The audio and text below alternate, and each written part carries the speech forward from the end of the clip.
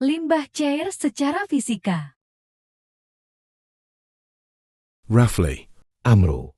Ari, Arini, Marita, Syafa. Kakak Arini, apa sih pengolahan limbah cair secara fisika? Kamu mau tahu aja atau mau tahu banget sih, Bro? Ya mau tahu banget dong. Oke, aku jelasin ya. Jadi pengolahan limbah cair secara fisika adalah proses pemisahan air dan material kotor berbentuk padat, kasat mata, atau berukuran besar menggunakan perlakuan fisik. Prinsipnya adalah menghilangkan padatan yang tersuspensi di dalam air. Adapun metode secara fisika dapat diterapkan pada pengolahan air limbah yang tidak mengandung polutan berbahaya, seperti pada sewage treatment plant untuk skala rumah tangga dan perkantoran. Tidak hanya itu, pengolahan fisika juga penting untuk skala industri, karena menjadi tahap awal dalam menyaring kontaminan. Pengolahan limbah cair secara fisika dikenal pula sebagai pengolahan limbah awal preliminary treatment. Tahapan ini bertujuan untuk memisahkan partikel-partikel besar seperti berbagai macam sampah, kayu, plastik, dan lain-lain. Selain itu, pengolahan secara fisika juga termasuk dalam pengolahan primary treatment, yaitu memisahkan padatan organik dan anorganik seperti pasir, lumpur, minyak, lemak, dan sebagainya. Sementara pada pengolahan limbah secara sekunder dan akhir biasanya menggunakan metode biologi dan kimia. Tahu nggak sih, apa saja metode pengolahan limbah cair secara fisika? Metode pengolahan limbah cair secara fisika itu ada 4, yaitu screening atau penyaringan awal, filtrasi atau penyaringan, sedimentasi atau pengendapan, fluotasi atau pengapungan. Amro, coba jelaskan screening atau penyaringan dong. Kamu mau aku jelasin ya? Hok aku jelasin ya. Jadi screening atau penyaringan merupakan tahap awal pengolahan limbah cair secara fisika. Tujuannya adalah untuk menyaring atau menghilangkan sampah dan benda padat lain yang berukuran besar, seperti kerikil, kayu, daun, bangkai hewan, botol, plastik, kaleng, dan jenis sampah lain dari buangan industri. Adapun alat screening yang dinamakan bar screen, alat tersebut terbuat dari logam atau besi berongga dan terletak di area aliran masuk limbah cair. Mar, filtrasi atau penyaringan itu apa sih? Filtrasi atau penyaringan adalah menyisihkan padatan yang berukuran lebih kecil, sulit mengendap dalam waktu singkat, dan konsentrasi padatan yang tidak terlalu tinggi.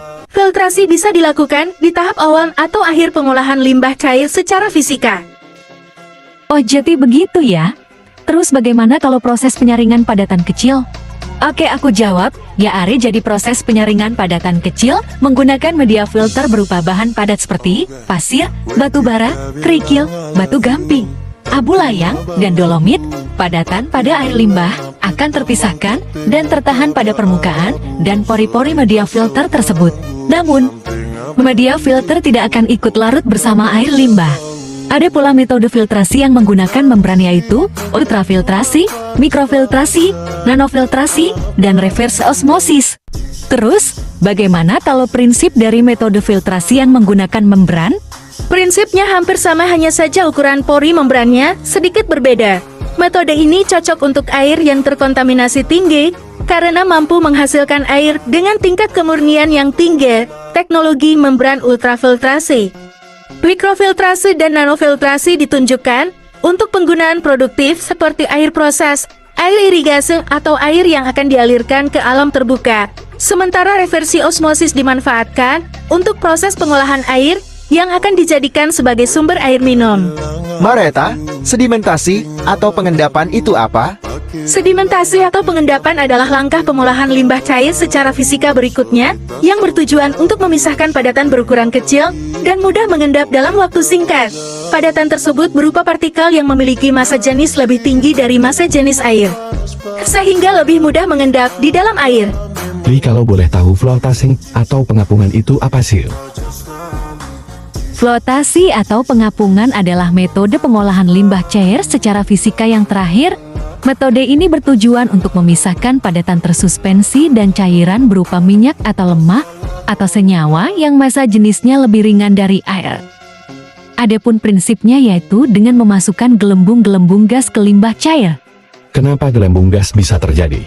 Gelembung gas tersebut bisa terjadi karena adanya injeksi udara ke dalam tangki pengumpul Fungsinya untuk mengapungkan padatan, sehingga mudah dipisahkan. Keadaannya gaya dorong dari gelembung tersebut membuat padatan yang massa jenisnya lebih ringan dari air akan melekat dengan gelembung dan terdorong naik ke permukaan.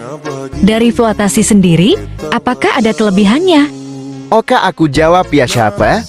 Kelebihan dari fluoritasi yaitu dapat memisahkan padatan tersuspensi yang sangat kecil, ringan, dan sulit mengendap dalam waktu cepat. Sehingga, partikel-partikel yang ringan dapat tersisihkan dalam waktu bersamaan. Big 天门照日，马太日，眼前了这把把根，破开的眼，这太阳看几个白浪，一个头到日天门刚才马个刚，这边一个 nest breaking。Oh, lemons roughly, and most amru, K father, most roughly, then most amru, die, Priscilla gun, oh, lemons roughly, and most.